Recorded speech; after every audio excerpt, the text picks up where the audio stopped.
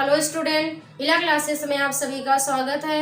मैं सारिका वर्मा आज प्रेजेंट कर रही हूँ आपके सामने स्ट्रक्चर ऑफ टीथ अर्थात दांतों की संरचना। आप पढ़ रहे थे डाइजेस्टिव सिस्टम। डाइजेस्टिव सिस्टम के दो भाग होते हैं, दो पार्ट होते हैं, एलिमेंट्री कैनाल और डाइजेस्टिव ग्लैंड यानी कि पाचक ग्रंथियां। एलिमेंट्री कैनाल में आपने 5 भाग पढ़ा था, mouth, oesophagus, stomach, small intestine and large intestine. तो आप इसमें पहला पार्ट पढ़ रहे थे माउथ।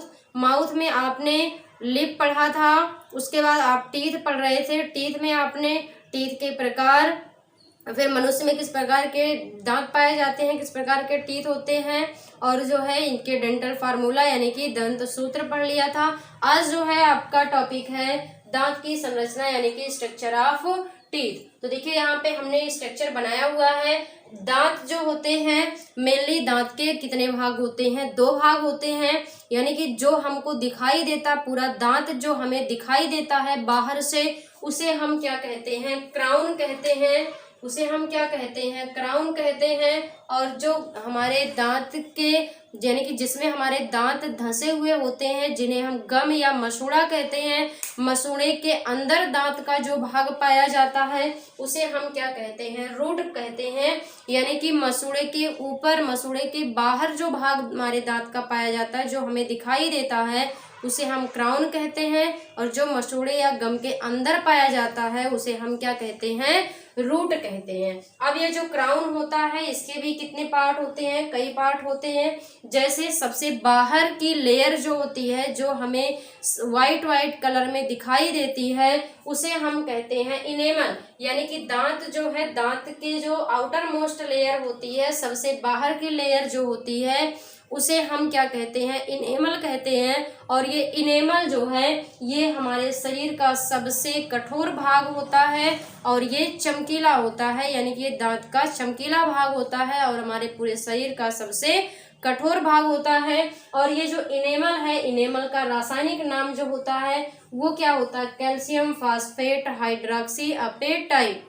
जो इनेमल का रासायनिक नाम क्या है? Calcium phosphate hydroxyapatite. ठीक है, यह है इनेमल का रासायनिक नाम। और इनेमल के जस्ट नीचे दांत का जो भाग होता है उसे हम डेंटिन कहते हैं। यानी कि ये डेंटिन जो है ये हमारे दांत का जो है दूसरा भाग है, हम कह सकती है। हमारे जो है इनेमल जो होता है, दांत का जो इनेमल होता है उसके नीचे का भाग है डेंटिन। ये दांत का जो है कठोर भाग होता है डेंटिन। उसके बाद जो है डेंटिन के नीचे का भाग जो होता है उसे हम कहते हैं पल्प। उसे हम क्या कहते हैं? पल्प कहते हैं। और ये जो पल्प होते हैं, इन्हीं से जो है, पल्प से ही ढेर सारी क्या निकली हुई होती हैं? तंत्रिका तंत्र निकली हुई होती हैं, तंत्रिकाएं निकली होती हैं, यानी कि तंत्रिका या हम कह सकते हैं तंत्रिकाएं निकली होती हैं।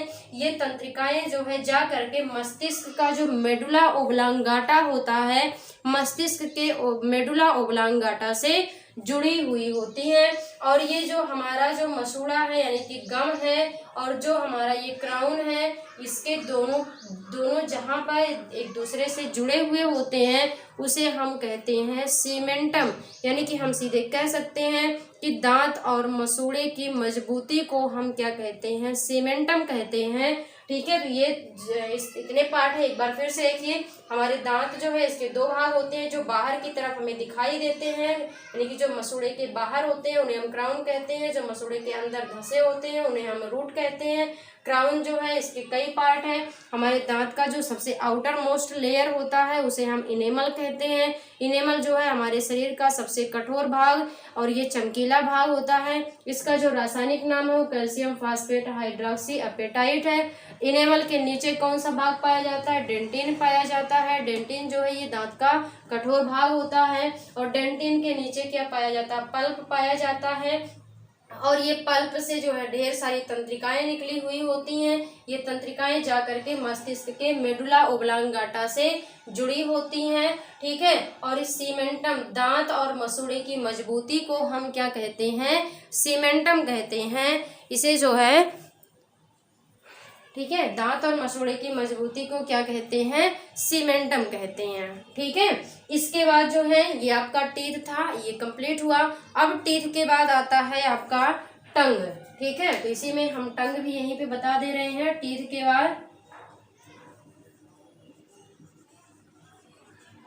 बाद टंग, जिसे हम क्या कहते हैं, जीभ कहते हैं या जिह्वा कहते हैं।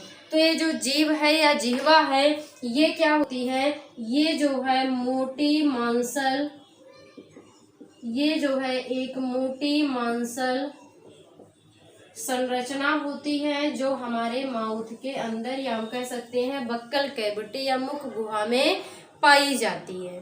ठीक है, और इसमें जो है, इसमें क्या पाई जाती हैं, लगभग ये मान के चलिए 4500 से ज्यादा क्या पाई जाती हैं, स्वाद कलिकाएं। इसमें 4500 से ज्यादा स्वाद कलिकाएं यानी कि टेस्ट बड्स पाई जाती हैं। क्या पाई जाती हैं, 4500 से ज्यादा स्वाद कलिकाएं या टेस्ट बड्स पाई जाती हैं। स्वाद कलिकाओं को, जो स्वाद कलिकाएं होती हैं, स्वाद कलिकाओं को कितने भागों में हम कह सकते हैं, इन्हें जो है 5 भागों में, इन्हें 5 भागों में बांटा गया है। स्वाद कलिकाओं को कितने भागों में, 5 भागों में बांटा गया। अब वो 5 भाग कौन कौन से हैं, आप यहाँ पे ध्यान से देखिएगा। मान लीजिए यहाँ पर हमने ये बनाया किसका, जो है किसकी संरचना, जिह्वा की। अब रियल में नहीं बना है, लेकिन मान लीजिएगा इसे, ये क्या है, जिह्वा है। ठीक है, ये जो है किसकी संरचना है, जिह्वा की। और इन्हीं जिह्वा के ऊपर जो है ढेर सारी छोटी छोटी छोटी छोटी क्या पाई जाती हैं, टेस्ट बड्स पाई जाती हैं, स्वाद कलिकाएं पाई जाती हैं। और इन सभी स्वाद कलिकाओं को, यानी कि जो 4500 से ज्यादा स्वाद कलिकाएं होती हैं, इन्हें हम कितने भागों में बांट देते हैं, 5 भागों में बांट देते हैं। और ये 5 भागों में कौन कौन से, देखिएगा ये जो जिह्वा है, जीभ का जो अगला भाग होता है, ये किसका जो है टेस्ट करवाता है, मीठे का, यानी कि मीठा, जिसे हम कहेंगे स्वीट।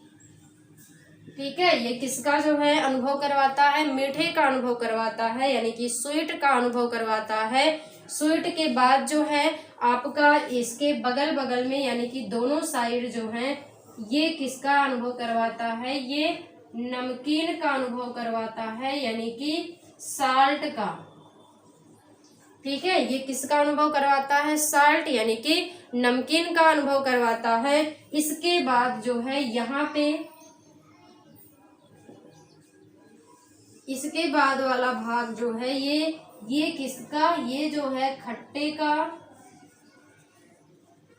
ये किसका अनुभव करवाता है, खट्टे का, यानी कि जो है सौर का अनुभव करवाता है। ठीक है, इसके बाद आपका ये जो जिह्वा का पीछे वाला भाग होता है, ये किसका अनुभव करवाता है, कड़वे का, यानी कि कड़वा, जिसे हम तीखा कहते हैं, कड़वे का अनुभव करवाता है, बिटर का अनुभव करवाता है। और ये बीच वाला भाग जो होता है, बीच में कोई भी टेस्ट नहीं होता। ठीक है, बीच में कोई भी टेस्ट नहीं होता। ठीक है, तो ये जो है 5 भाग होते हैं। देखिए 5 हो गए, 1 हुआ, 2 हुआ, 3 हुआ, 4 हुआ और ये 5 हो गया। तो जिह्वा जो है ये क्या होती है, एक प्रकार की मोटी मांसल संरचना होती है जो हमारे बक्कल कैविटी या मुख गुहा में पाई जाती है। इसमें 4500 से ज्यादा टेस्ट बड यानी कि स्वाद कलिकाएं होती हैं। ठीक है, और इन स्वाद कलिकाओं को 5 भागों में बांटा गया है। जिह्वा का जो अगला भाग होता है वो किसका अनुभव करवाता है, मीठे का अनुभव। फिर उसके बाद वाला भाग जो है वो नमकीन का अनुभव। फिर उसके पीछे का भाग जो है वो खट्टे का अनुभव करवाता है। सबसे लास्ट का भाग जो होता है यानी कि जिह्वा का जो सबसे पीछे वाला भाग होता है वो बिटर या कड़वे का स्वाद यानी कि कड़वे का अनुभव करवाता है। बीच में जो स्वाद कलिकाएं होती हैं उनमें कोई भी टेस्ट का अनुभव नहीं होता। ठीक है, तो ये 5 पार्ट होते हैं। जिह्वा में जो स्वाद कलिकाएं हैं 5 भाग में बटी होती हैं। तो ये था जो है आपका टंग के बारे में। टीथ और टंग आपका कंप्लीट हुआ। अब एक बचा हुआ है आपका सलेवरी ग्लैंड यानी कि लार ग्रंथि। इसका स्क्रीनशॉट लीजिए जल्दी, फिर नोट करिएगा। इसके बाद हम चलते हैं लार ग्रंथियों पर।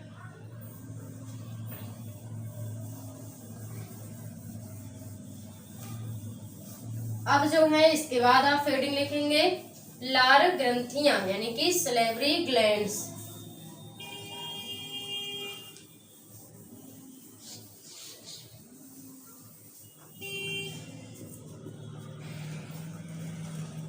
इसके बाद है लार ग्रंथि यानी कि सलेवरी ग्लैंड, ठीक है ना। लार ग्रंथि यानी कि सलेवरी ग्लैंड, लार ग्रंथियां। अब ये जो लार ग्रंथियां होती हैं इनका काम क्या होता है, यानी कि इनका जो फंक्शन होता है वो क्या होता है,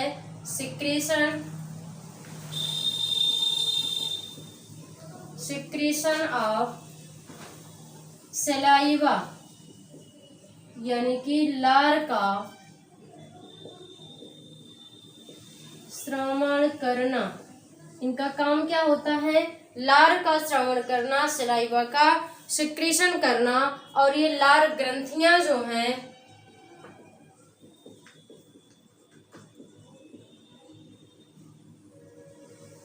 लार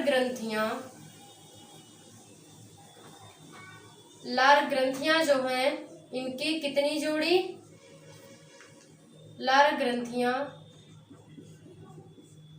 3 जोड़ी में होती हैं, ठीक है। लार ग्रंथियां जो होती हैं ये हम कह सकते हैं इनकी 3 जोड़ी होती हैं या ये 3 प्रकार की होती हैं। सीधे हम इसी तरीके से लिखेंगे कि लार ग्रंथियां जो हैं ये कितने प्रकार की, 3 प्रकार की होती हैं, 3 प्रकार की होती हैं। यहाँ पे जो है कौन कौन से, पहला जो है वो है पैरोटिड ग्लैंड जिसे हम कहते हैं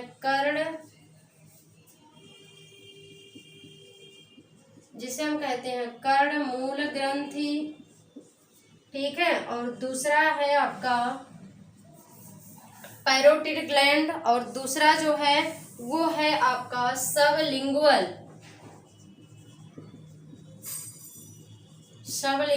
ग्लैंड जिसे हम कहते हैं अधोजिह्वा, ठीक है। तीसरा है सब मैक्सिलरी या इसी को सब मैंडिबुलर ग्लैंड भी कहते हैं, इसे हम हिंदी में कहते हैं अधोहनु, ठीक है। सब मैक्सिलरी या जो है सब मैंडिबुलर ग्लैंड, ये 3 होती हैं। ये जो है कितनी होती हैं, 1 पेयर यानी कि 2, और इनकी भी 1 पेयर यानी कि 1 जोड़ी, और ये भी कितनी 1 पेयर, ठीक है। यानी कि 2 ये भी होंगी, 2 ये भी होंगी, 2 2 4 और 6। हम कह सकते हैं कि सलेवरी ग्लैंड जो है ये कितनी होती हैं, 6 होती हैं। इनकी संख्या कितनी होती है, 6 होती है। कितनी जोड़ी में होती हैं, 3 जोड़ी में होती हैं।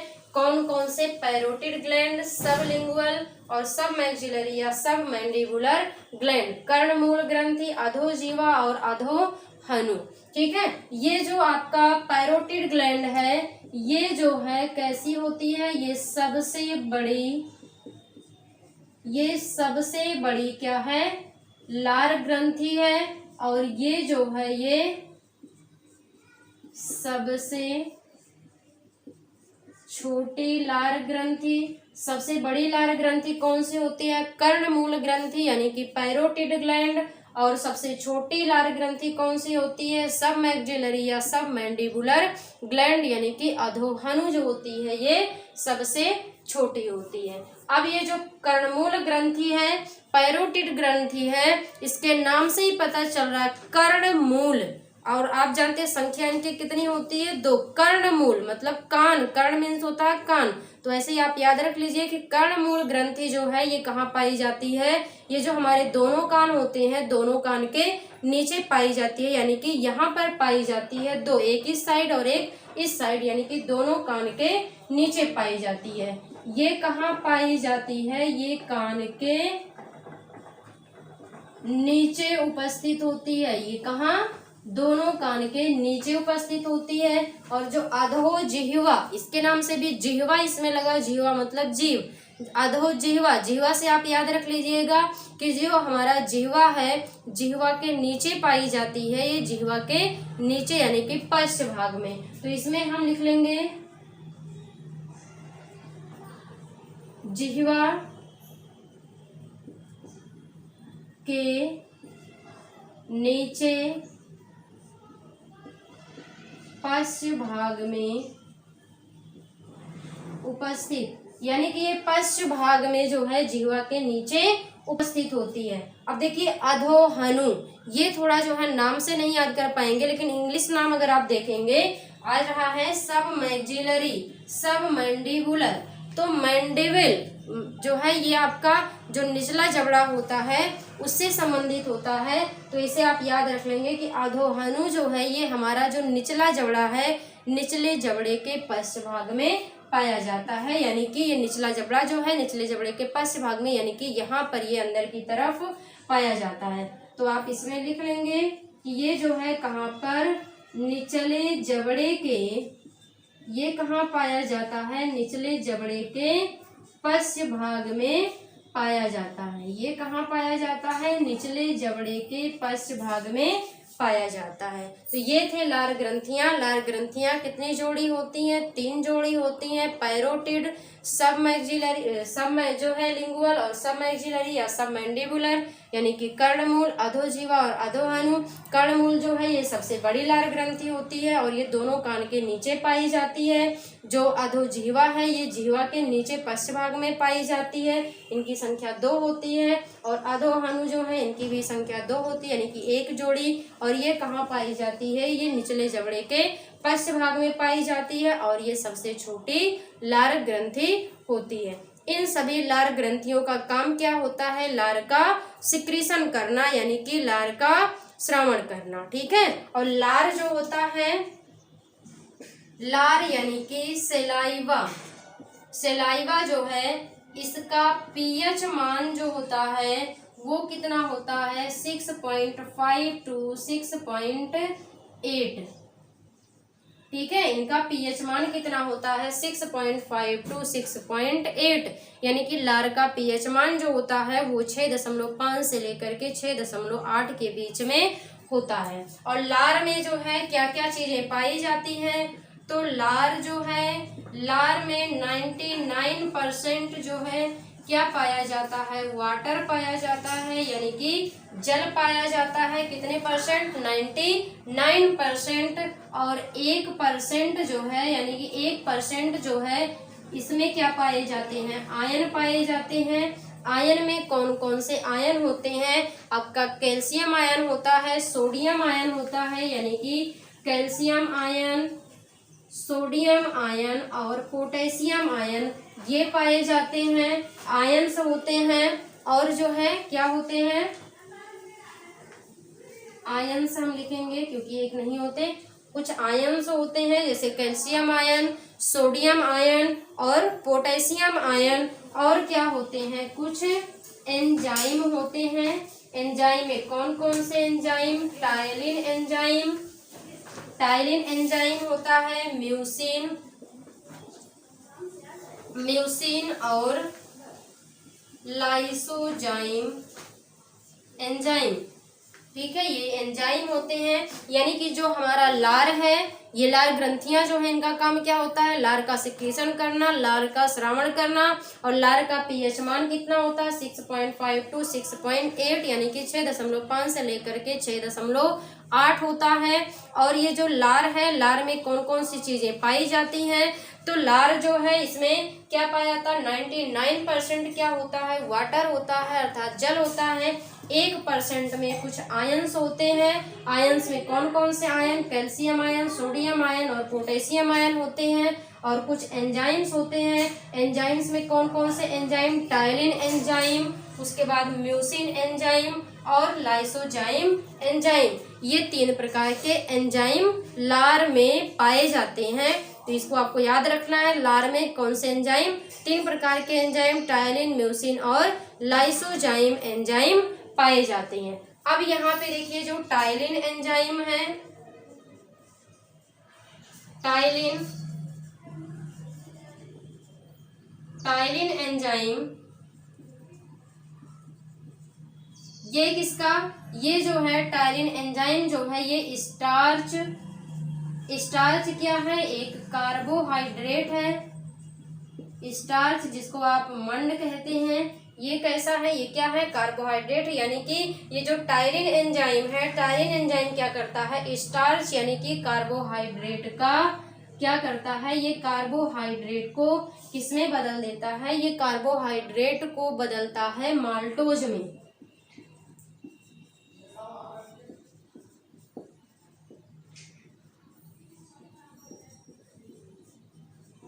ठीक है, टायलिन एंजाइम जो है ये क्या करता है, स्टार्च को यानी कि मंड को किसमें बदलता है, ये माल्टोज में बदल देता है। माल्टोज भी एक प्रकार का क्या है, कार्बोहाइड्रेट है। ठीक है, यानी कि ये किसका पाचन करता है, कार्बोहाइड्रेट का पाचन करता है। उसके बाद यहाँ पे जो लाइसोजाइम, दूसरा जो है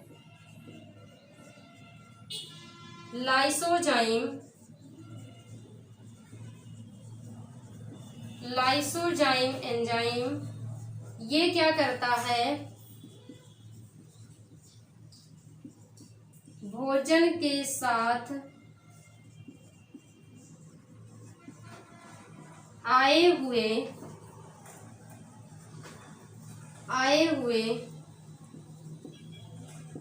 बैक्टीरिया को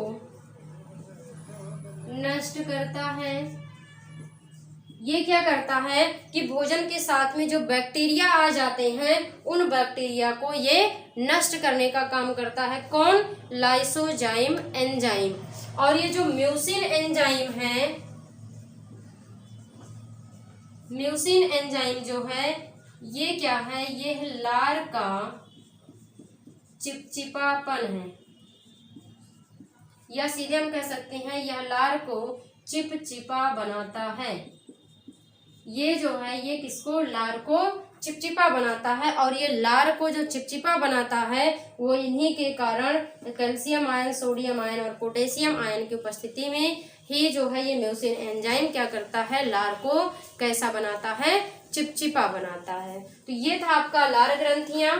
इसमें जो आपने देखा कि ये 3 प्रकार की होती हैं, इनसे लार का सिक्रीशन होता है। लार का जो है, लार में 3 प्रकार के enzyme, ptyalin enzyme, mucin enzyme और लाइसोजाइम। टायलिन एंजाइम जो है ये क्या करता है, भोजन में उपस्थित स्टार्च या मंड का क्या करता है, पाचन करता है। यानी कि ये स्टार्च को या मंड को किसमें बदल देता है, माल्टोज में परिवर्तित करता है, माल्टोज में बदलता है। और जो लाइसोजाइम एंजाइम है ये क्या करता है, ये भोजन के साथ में जो बैक्टीरिया वगैरह चले जाते हैं अंदर भोजन में उपस्थित, उन बैक्टीरिया को ये क्या करता है, नष्ट करता है। और जो म्यूसिन एंजाइम है ये लार का चिपचिपापन होता है, यानी कि ये लार को चिपचिपा बनाता है।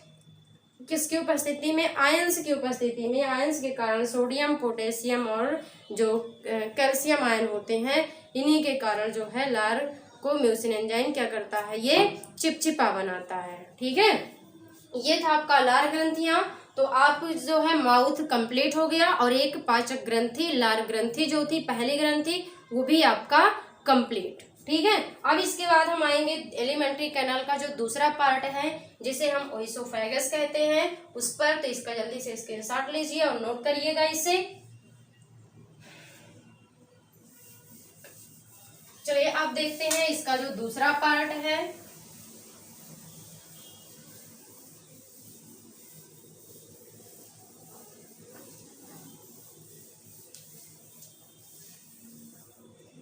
इसका जो दूसरा भाग है एलिमेंट्री कैनाल का, वो क्या है,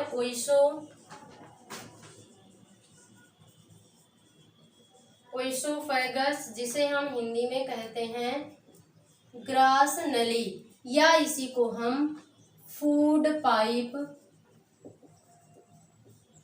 या भोजनली भी कहते हैं। ठीक है, तो ये जो ग्रास नली है, जो ओइसोफाइगस है, इसकी लंबाई जो है वो कितनी होती है? तो इसकी लंबाई जो है 2.5 सेंटीमीटर होती है।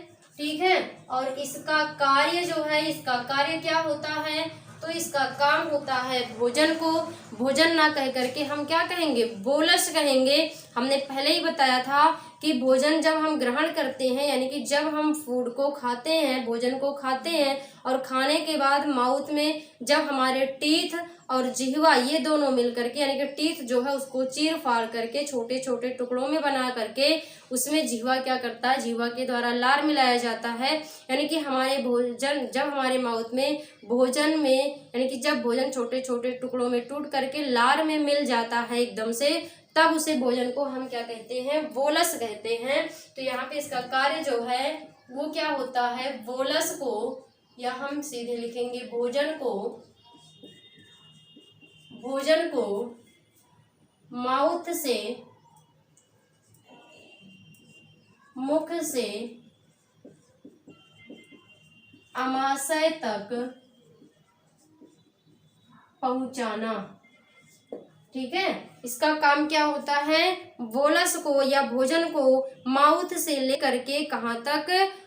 जो है आमाशय तक पहुंचाना। ठीक है, और इसमें जो है एक गति होती है, इसमें जो है एक गति होती है जिसे हम कहते हैं क्रमाकुंचन गति, यानी कि पेरिस्टाल्टिक मूवमेंट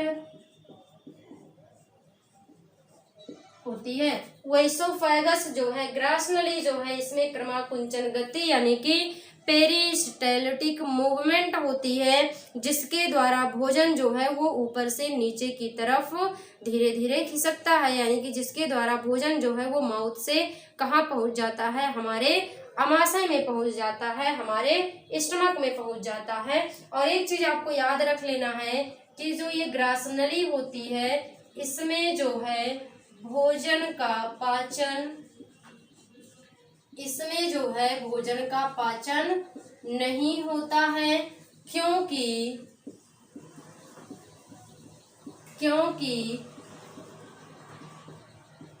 इसमें किसी भी प्रकार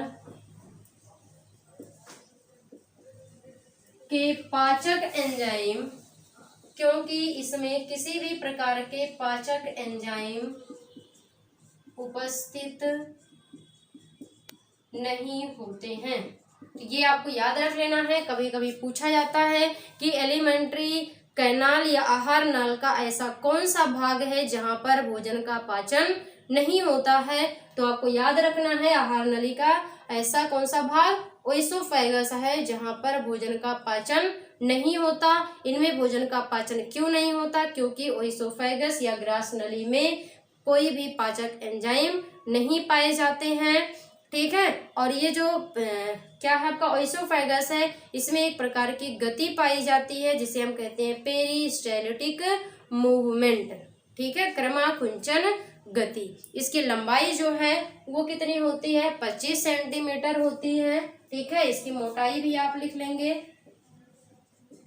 इसकी मोटाई जो है 28 से 30 mm होती है। मोटाई जो है वो कितनी? 28 से 30 mm होती है। तो ये था ओइसोफेगस। इसके बाद ओइसोफेगस के बाद तीसरा पार्ट कौन सा आता है? आमाशय आता है, यानी कि स्टमक आता है। तो देखेंगे हम इसके बाद तीसरा जो है हमारा वो क्या है? आमाशय है, यानी कि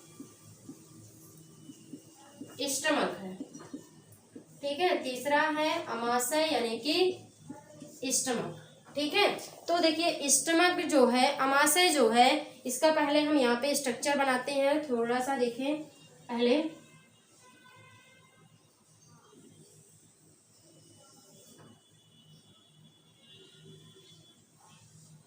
ठीक है, ये जो है आपका क्या है? आमाशय का स्ट्रक्चर है। तो देखिए जो आपका आमाशय होता है, इसके कितने भाग होते हैं? 3 भाग होते हैं। ठीक है। ये जो ओइसोफेगस से जुड़ा हुआ होता है, यानी कि ऊपर का भाग जो होता है, इसे हम क्या कहते हैं, इसे हम कहते हैं कार्डियक भाग। इसे क्या कहते हैं, कार्डियक भाग कहते हैं। और ये जो नीचे वाला भाग होता है, इसे हम क्या कहते हैं, इसे पाइलोरिक भाग कहते हैं। और ये बीच वाला भाग जो है, ये क्या होता है, ये जो फूला हुआ भाग होता है, इसे हम क्या कहते हैं, इसे फंडिक भाग कहते हैं। ठीक है, यानी कि अमाशय जो है, इसके कितने भाग होते हैं, 3 भाग होते हैं, 3 पार्ट होते हैं। सबसे ऊपर का भाग जो ये पतला वाला होता है, उसे हम कार्डियक कहते हैं। और सबसे नीचे का जो पतला वाला भाग होता है, उसे हम पाइलोरिक कहते हैं। और बीच का जो फूला हुआ भाग होता है, उसे हम क्या कहते हैं, उसे फंडिक भाग कहते हैं। और ये फंडिक भाग जो होता है, इसी में यहाँ नीचे की तरफ जो है क्या पाई जाती है, एक झिल्ली पाई जाती है। और इसमें जो है ढेर सारी क्या पाई जाती हैं, इसमें ढेर सारी जठर ग्रंथियां पाई जाती हैं। ठीक है, इनमें ढेर सारी क्या पाई जाती हैं, जठर ग्रंथियां पाई जाती हैं। और जठर ग्रंथियों से जो है किसका सिक्रीशन होता है, इनसे जो है जठर रस का सिक्रीशन होता है। जठर ग्रंथियों से किसका सिक्रीशन होता है, जठर रस का सिक्रीशन होता है। और ये जो जठर रस होती हैं, ये कैसी होती हैं, ये बहुत ज़्यादा अम्लीय होती हैं। इनका जो पीएच मान होता है वो 1.5 to 1.8 होता है। जठर रस जो होती है, इनका पीएच मान 1.5 to 1.8 होता है। ठीक है, और ये जो आपका जो फंडिक भाग है, इसमें अंदर की तरफ एक झिल्ली पाई जाती है, जिसे हम कहते हैं म्यूकस मेम्ब्रेन, जिसे हम म्यूकस मेम्ब्रेन यानी कि म्यूकस झिल्ली कहते हैं। ये होता है स्टमक का स्ट्रक्चर। स्टमक के 3 भाग, कार्डियक भाग, ऊपर का कार्डियक और नीचे का पाइलोरिक, बीच का जो फूला हुआ भाग है फंडिक। जो ये फंडिक भाग होता है, इसमें ढेर सारी क्या पाई जाती हैं, जठर ग्रंथियां पाई जाती हैं। जठर ग्रंथियों से जठर रस का सिक्रीशन होता है। और जठर रस का पीएच मान कितना होता है, 1.5 to 1.8 होता है। फंडिक भाग में जो है, यानी कि इसके निचले भाग में क्या पाई जाती है, एक झिल्ली पाई जाती है, जिसे हम क्या कहते हैं, म्यूकस मेम्ब्रेन या म्यूकस झिल्ली।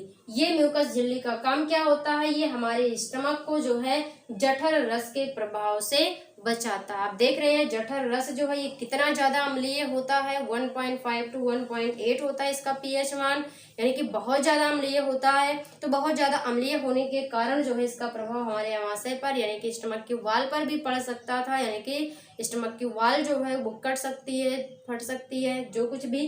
ठीक है, तो उसी से बचाने के लिए, यानी कि जो हमारे स्टमक का वाल है उस पर कोई प्रभाव ना पड़े, उसी के लिए जो है उस यानी कि वाल के नीचे जो है अंदर की तरफ एक झिल्ली बनाई गई है, झिल्ली बनी होती है, जिसे हम कहते हैं म्यूकस मेम्ब्रेन यानी कि म्यूकस झिल्ली। ठीक है, और ये जो अब आपका स्टमक है, यानी कि स्टमक में जो फंडिक भाग होता है, फंडिक भाग में 4 प्रकार की कोशिकाएं पाई जाती हैं। तो आगे हम लिख लेंगे, यहाँ पे तीनों भाग लिखेंगे, कार्डियक, फंडिक और पाइलोरिक। और आगे हम लिखेंगे कि फंडिक भाग में 4 प्रकार की क्या पाई जाती हैं, कोशिकाएं पाई जाती हैं। फंडिक भाग में कितने प्रकार की, 4 प्रकार की कोशिकाएं पाई जाती हैं। वो 4 प्रकार की कोशिकाएं कौन सी होती हैं, पहला जो है वो है पेप्टिक सेल। ठीक है, पहला जो है वो है पेप्टिक सेल, और दूसरा जो होता है वो होता है ऑक्जेंटिक सेल। पहला पेप्टिक सेल और दूसरा जो है वो ऑक्जेंटिक,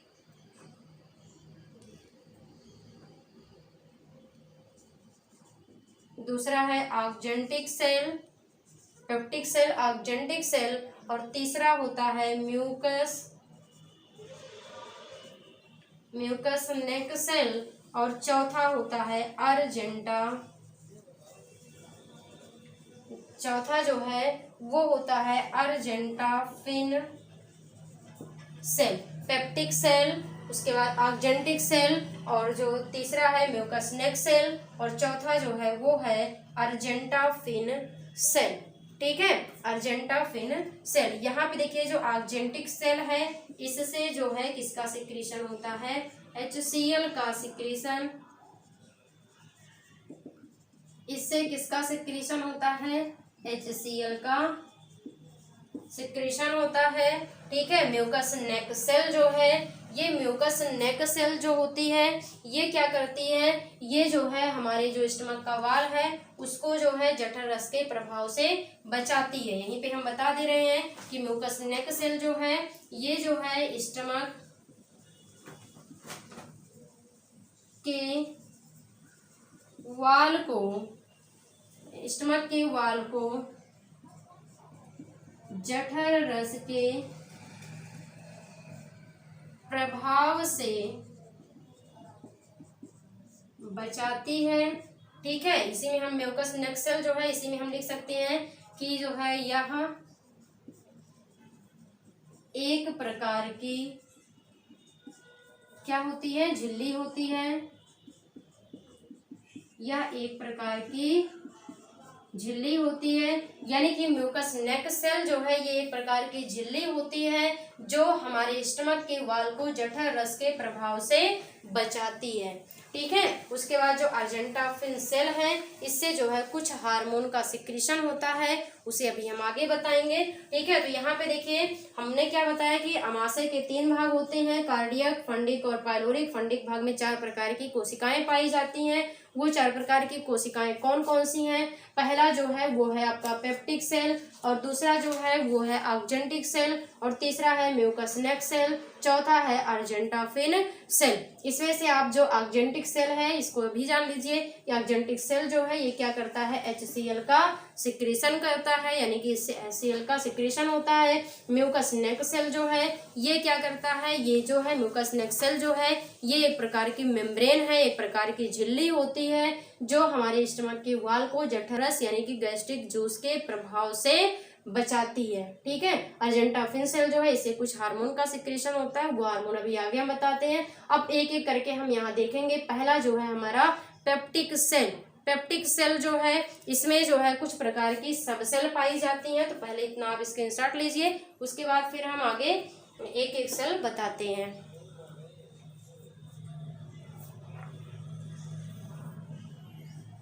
चलिए स्क्रीनशॉट ले लिए होंगे। अब हम पहला देखते हैं पेप्टिक सेल।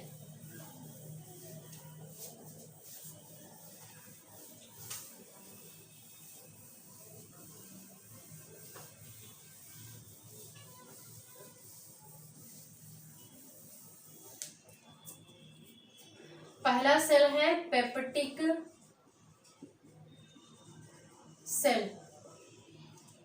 ठीक है, पेप्टिक सेल हमने क्या बताया कि इसमें जो है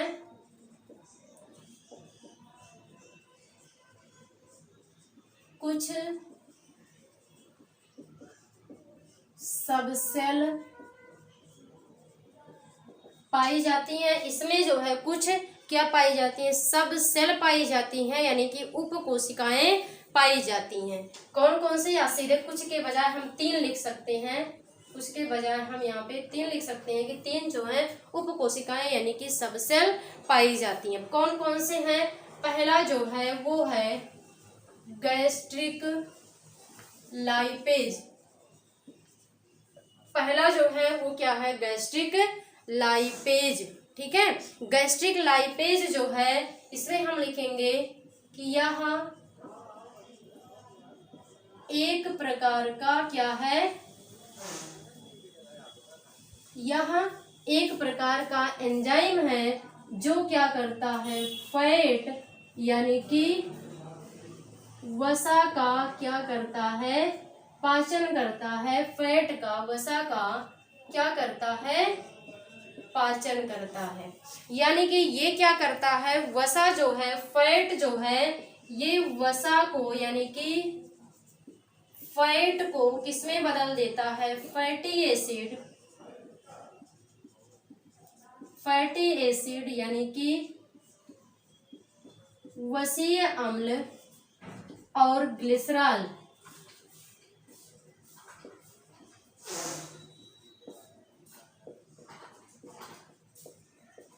ये जो है वसा को किसमें परिवर्तित कर देता है, वसीय अम्ल और ग्लिसरॉल में परिवर्तित कर देता है। कौन, गैस्ट्रिक लाइपेज। ठीक है, ये परिवर्तित करता है वसा को, गैस्ट्रिक लाइपेज परिवर्तित करता है किसको, वसा को, वसीय अम्ल और ग्लिसरॉल में। ये पहला सबसेल यानी कि गैस्ट्रिक लाइपेज जो एक प्रकार का एंजाइम होता है और ये वसा का पाचन करता है, यानी कि ये वसा को वसीय अम्ल और ग्लिसरॉल में परिवर्तित करता है। दूसरा जो है वो है पेप्सिनोजन।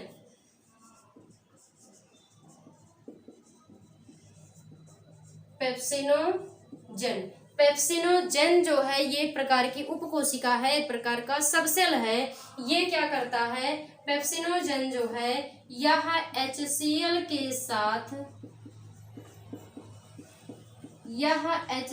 के साथ मिलकर, यानी कि हम कह सकते हैं कि पेप्सिनोजन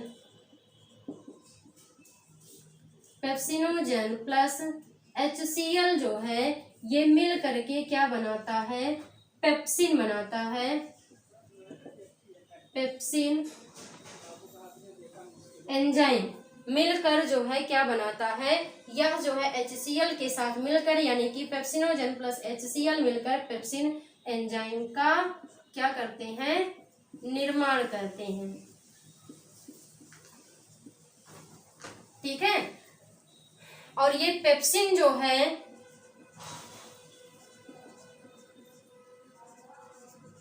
पेप्सिन एंजाइम जो है ये किसका पाचन,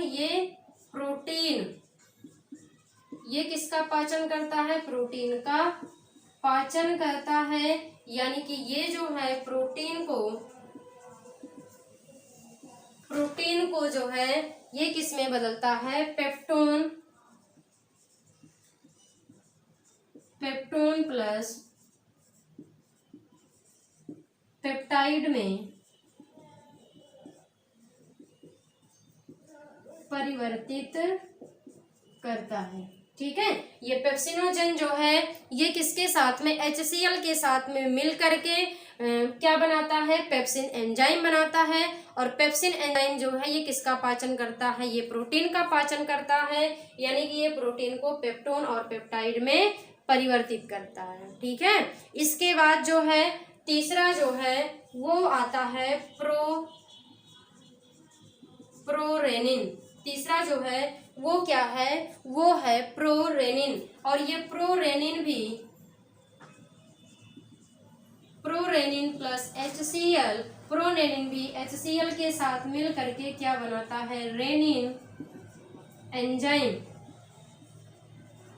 प्रोरेनिन जो है HCl के साथ में मिल करके क्या बनाता है, रेनिन एंजाइम बनाता है। और ये रेनिन एंजाइम जो है ये क्या करता है, रेनिन एंजाइम जो है जो मिल्क प्रोटीन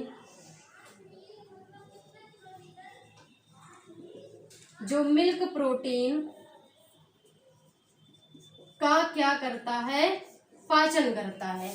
रेनिन एंजाइम जो है ये मिल्क प्रोटीन का क्या करता है, पाचन करता है। यानी कि ये जो है ये क्या करता है, मिल्क प्रोटीन को किसमें बदलता है, पैराकैसिनेट।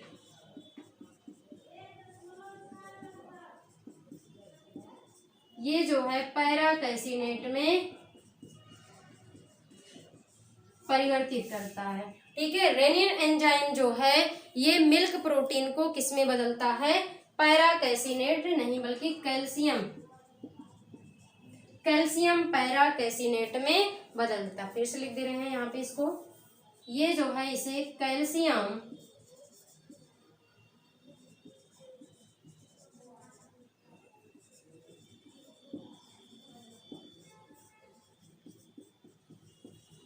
इसको ये कैल्शियम पैराकैसिनेट में परिवर्तित कर देता है। ठीक है, ये थे जो है पेप्टिक सेल में 3 प्रकार के क्या पाई जाती हैं, सबसेल पाई जाती हैं, उपकोशिकाएं पाई जाती हैं। वो 3 प्रकार की उपकोशिकाएं कौन कौन सी हैं, पहला जो है वो है गैस्ट्रिक लाइपेज। गैस्ट्रिक लाइपेज जो है ये एक प्रकार का एंजाइम होता है जो वसा का पाचन करता है, अर्थात ये वसा को वसीय अम्ल और ग्लिसरॉल में परिवर्तित कर देता है। दूसरा जो है सब सेल वो है पेप्सिनोजेन। पेप्सिनोजेन जो है ये HCl के साथ में मिल करके पेप्सिन एंजाइम का निर्माण करता है। और ये जो पेप्सिन एंजाइम है, ये पेप्सिन एंजाइम क्या करता है, प्रोटीन का पाचन करता है, यानी कि ये जो है प्रोटीन को बदल देता है किसमें, पेप्टोन प्लस पेप्टाइड में परिवर्तित कर देता है। उसके बाद तीसरा सबसेल जो है वो है प्रोरेनिन। प्रोरेनिन भी जो है ये HCl के साथ में मिलकर के क्या बनाता है, रेनिन एंजाइम बनाता है। और रेनिन एंजाइम जो है ये किसका पाचन करता है, मिल्क प्रोटीन यानी कि दुग्ध प्रोटीन, दुग्ध में उपस्थित प्रोटीन का पाचन करता है, जो जिसे हम क्या कहते हैं, मिल्क प्रोटीन क्या होता है। मिल्क प्रोटीन आप जानते हैं कि मिल्क प्रोटीन जो है, मिल्क में कौन सा प्रोटीन पाया जाता है, केसीन प्रोटीन। मिल्क में कौन सा प्रोटीन, केसीन प्रोटीन। ये केसीन प्रोटीन को कैल्शियम पैरा कैसिनेट में परिवर्तित कर देता है। ठीक है, उसके बाद दूसरा सेल जो है वो है आपका ऑक्जेंटिक सेल। उसके बारे में थोड़ा सा जल्दी से आप देखिए, इसका स्क्रीनशॉट लीजिए। उसके बाद हम चलते हैं दूसरे सेल पर। दूसरा जो है वो है आपका ऑक्जेंटिक सेल।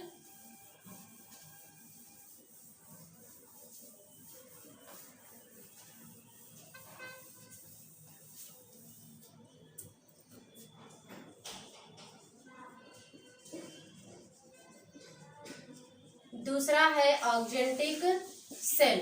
इससे जो है किसका सिक्रीशन होता है, HCl का।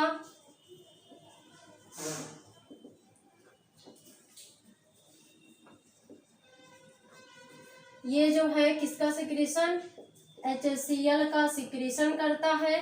और जो HCl है, HCl को क्यूरेटिक अम्ल भी कहते हैं। HCl को क्यूरेटिक अम्ल भी कहते हैं। HCl को क्या कहते हैं, क्यूरेटिक अम्ल भी कहते हैं। और ये जो HCl है, HCl का कार्य क्या होता है, ये बहुत पूछा जाता है, HCl के कार्य। तो HCl का कार्य क्या है, पहला काम तो इसका होता है भोजन को अम्लीय बनाता है। ये क्या करता है, भोजन को अम्लीय बनाता है। दूसरा काम जो है इसका होता है भोजन में उपस्थित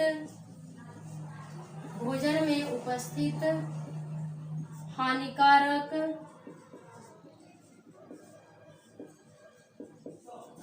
जीवाणुओं को ये क्या करता है, नष्ट करता है।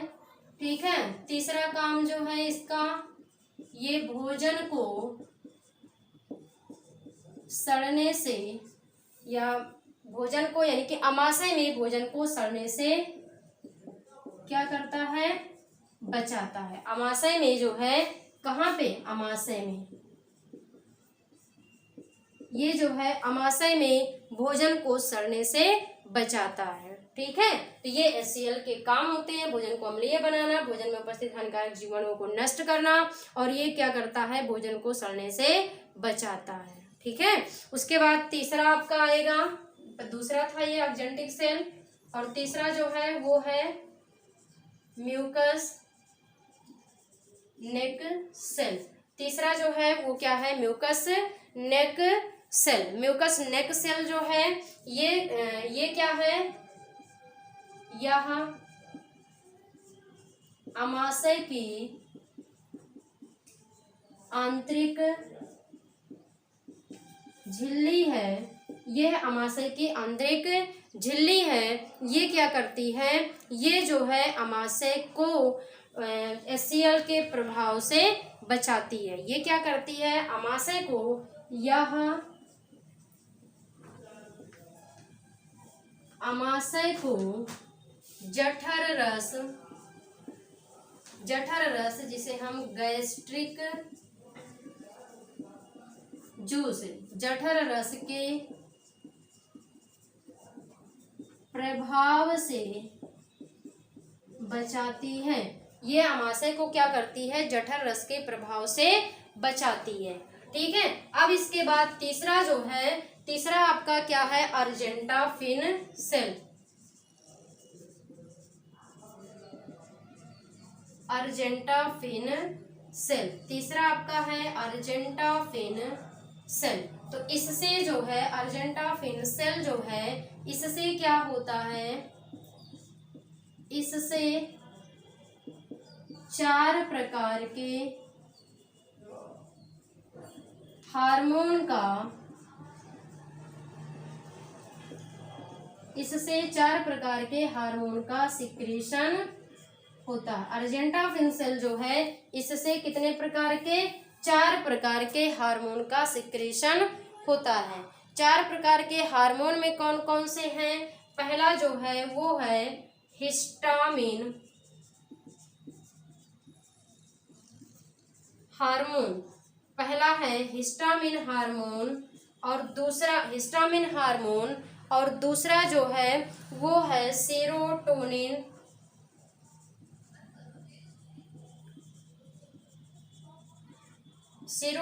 Hormone, histamine hormone, serotonin hormone, और तीसरा जो है वो है आपका सोमैटोस्टेनिन, SOMA, सोमैटोस्टेनिन हार्मोन, और चौथा जो है वो है गैस्ट्रिन हार्मोन। गैस्ट्रिन हार्मोन, पहला है हिस्टामिन हार्मोन, दूसरा है आपका सीरोटोनिन हार्मोन, और तीसरा जो है वो है सोमैटोस्टेनिन हार्मोन, और चौथा जो है वो क्या है, गैस्ट्रिन हार्मोन। अब यहाँ पे देखिए अर्जेंटाफिन से हमने बताया 4 प्रकार के हार्मोन। पहला जो है हिस्टामिन हार्मोन, इसका सिक्रीशन कब होता है, तो इसका सिक्रीशन जो है कब होता है, खुजली के समय। इसका सिक्रीशन कब होता है, खुजली के समय होता है। यानी कि जब जो है हमें कहीं पर खुजली होता है तो हम क्या करते हैं, उस जगह पर खुजलाते हैं, और जब खुजलाते हैं तो अचानक यानी कि खुजलाते खुजलाते जो है, खुजलाने से क्या होता है, वो वहाँ की खुजली बंद हो जाती है। तो उसी समय जो है यानी कि जब हम कहीं पर, हमारे शरीर में कहीं पर खुजली होता है और जब हम वहाँ पे उसे खुजलाते हैं तो उस समय जो है, उस समय अर्जेंटाफिन सेल जो है वो क्या करता है, एक प्रकार के हार्मोन का सिक्रीशन करता है जिसे हम कहते हैं हिस्टामिन हार्मोन। और ये हिस्टामिन हार्मोन जो है उस जगह पर जहाँ पर खुजली हो रही होती है, उस जगह पर जा करके उस खुजली को क्या करता है, समाप्त करता है। यानी कि खुजली के समय जो है इस सेल से किसका सिक्रीशन, खुजली के समय हिस्टामिन हार्मोन का सिक्रीशन होता है, और यह क्या करता है, खुजली को, ये क्या करता है, खुजली को समाप्त करता है। ठीक है, ये आपको समझ में आ गया होगा। हमने बताया कि जब हमारे शरीर में किसी जगह पर खुजली होता है और तो हम क्या करते हैं, उस जगह पर खुजलाते हैं, और जब हम खुजलाते हैं तो उस समय क्या होता है, हमारे फंडिक भाग में, हमारे अमाशय के फंडिक भाग में जो अर्जेंटाफिन सेल उपस्थित होता है, वो अर्जेंटाफिन सेल जो है क्या करता है, हिस्टामिन नामक हार्मोन का सिक्रीशन करता है, और वो हिस्टामिन हार्मोन जो है वो क्या करता है, हमारे यानी कि जहाँ पर खुजली हो रही होती है उस जगह पर जा करके उस खुजली को समाप्त कर देता है। ठीक है, और यहाँ पे जो दूसरा हार्मोन है सेरोटोनिन हार्मोन, ये क्या करता है, ये हार्मोन जो है हमारे यानी कि सेरोटोनिन हार्मोन जो है ये क्या करता है, हमारे जो अमाशय होते हैं, अमाशय में क्रमाकुंचन गति पैदा करता है। तो यहाँ पे हम लिख लेंगे कि यह जो है अमाशय में क्रमाकुंचन गति पैदा करता है।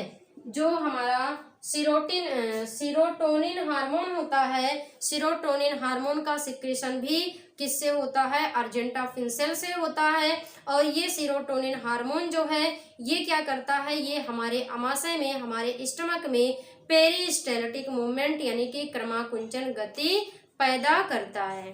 ठीक है, और ये जो है हमारा जो सोमैटोस्टेनिन हार्मोन जो है ये क्या करता है, सोमैटोस्टेनिन हार्मोन जो है, जैसा कि हम जानते हैं कि हमारे स्टमक में जो जठर ग्लैंड्स पाई जाती हैं, यानी कि जठर ग्लैंड्स में, जठर ग्लैंड से क्या होता है, जठर रस का सिक्रीशन होता है। जठर ग्रंथियां जो होती हैं, जठर ग्रंथियों से जठर रस का सिक्रीशन होता है। तो क्या करता है, ये जो हमारा सोमैटोस्टेनिन हार्मोन है, ये सोमैटोस्टेनिन हार्मोन जो है जब जठर रस ज्यादा निकलने लगता है तो उसको क्या करता है, ये रोकता है, या सीधे हम कह सकते हैं ये क्या करता है, ये जठर रस को नियंत्रित करता है। ये क्या करता है, जठर रस को नियंत्रित करने का कार्य करता है। ये जठर रस को नियंत्रित करने का कार्य करता है, यानी कि ये जो है जठर रस जो है ज्यादा ना निकले, इसको ये क्या करता है, बाई चांस अगर जठर रस ज्यादा निकलने लगता है तो ये हमारा सोमैटोस्टेनिन हार्मोन जो है ये क्या करता है, उस जठर रस को रोकता है, यानी कि ज्यादा निकलने से रोकता है। हम कह सकते हैं कि सोमैटोस्टेनिन हार्मोन जो है ये जठर रस को क्या करता है, नियंत्रित करता है। ठीक है। और यहाँ पे आपका जो गैस्ट्रिन हार्मोन है, ये गैस्ट्रिन हार्मोन क्या करता है, ये हमारे भूख को क्या करता है, यानी कि भूख का एहसास दिलाता है। अर्थात हम कह सकते हैं, यहाँ पे लिख लेंगे कि यह जो है जठर रस को प्रेरित करता है। ये क्या करता है, जठर रस को प्रेरित करता है। अर्थात हम कह सकते हैं कि यह जो है हमें भूख का एहसास दिलाता है। ठीक है, ये हमें क्या करता है, भूख का एहसास। देखिए यहाँ पे दो हार्मोन जो हैं, पहला है सोमैटोस्टेनिन हार्मोन, ये जो है क्या करता है, जठर रस को ज्यादा निकलने से रोकता है। अगर जठर रस ज्यादा निकलने लगेगा तो क्या होगा, हमें जो है भूख बहुत ज्यादा लगने लगेगी, यानी कि दिन भर हम क्या करते रहेंगे, खाते ही रह जाएंगे। अगर जो है जठर रस ज्यादा निकलने लगता है, जठर रस का सिक्रेशन ज्यादा होने लगता है तो हम पूरे दिन खाते ही रह जाएंगे। तो हम पूरे दिन खाना ही ना खाते रहें, इसके लिए क्या करता है, हमारा सोमैटोस्टेनिन हार्मोन जो है ये जठर रस को ज्यादा निकलने से रोकता है। और गैस्ट्रिन हार्मोन जो है ये जठर रस को निकलने के लिए प्रेरित करता है।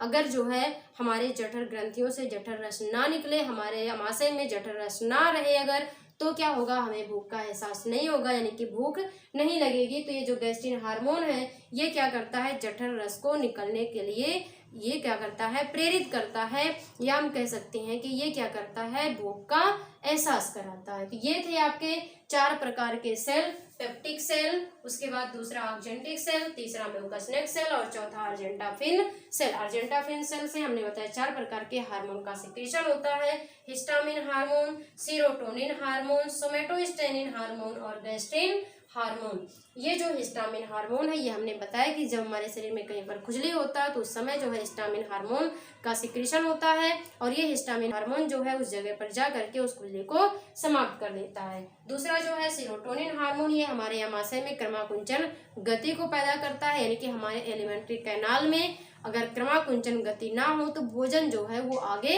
नहीं बढ़ पाएगा। इसीलिए आमाशय में क्रमाकुंचन गति पैदा करता है, जिससे भोजन जो है वो आमाशय से फिर कहाँ चला जाए, स्मॉल इंटेस्टाइन में चला जाए।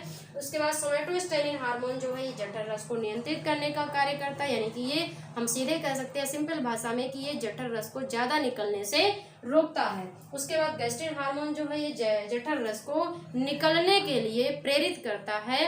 ठीक है, या हमें भूख का एहसास कराता है। एक चीज और यहीं पे आप याद रख लीजिए कि जो हमारा आमाशय है, आमाशय में भोजन जो है कितने समय तक, आमाशय में भोजन जो है 4 घंटे तक रहता है।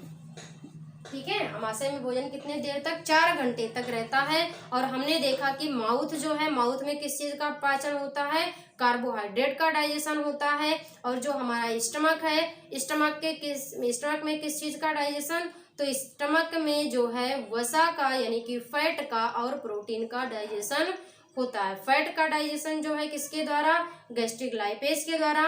प्रोटीन का डाइजेशन जो है, प्रोटीन का डाइजेशन किसके द्वारा, रेनिन और जो है कौन सा, पेप्सिन और रेनिन एंजाइम के द्वारा।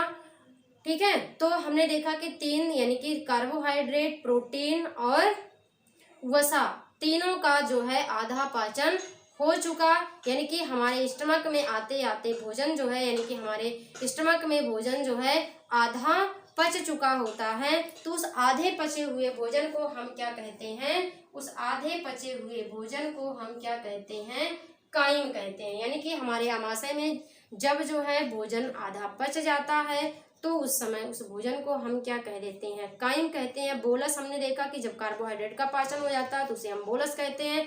जब आधे प्रोटीन, आधे जो है कार्बोहाइड्रेट और आधे वसा का पाचन हो जाता है, यानी कि भोजन आधा जो है भोजन का पाचन हो जाता है, तो उसे हम क्या कहते हैं, काइम कहते हैं। ठीक है, तो ये था आपका आमाशय। अब इसके बाद आपको स्मॉल इंटेस्टाइन और लार्ज इंटेस्टाइन पढ़ना है। ठीक है, तो उम्मीद है कि ये आपको वीडियो पसंद आया होगा, अच्छा लगा होगा, अच्छे से समझ में आया होगा। तो आप जो है वीडियो को लाइक कीजिए और ज़्यादा से ज़्यादा बच्चों के पास इसे शेयर कीजिए। कोई भी प्रॉब्लम आपको होती है उसे आप कमेंट सेक्शन में ज़रूर बताएं। Thank you.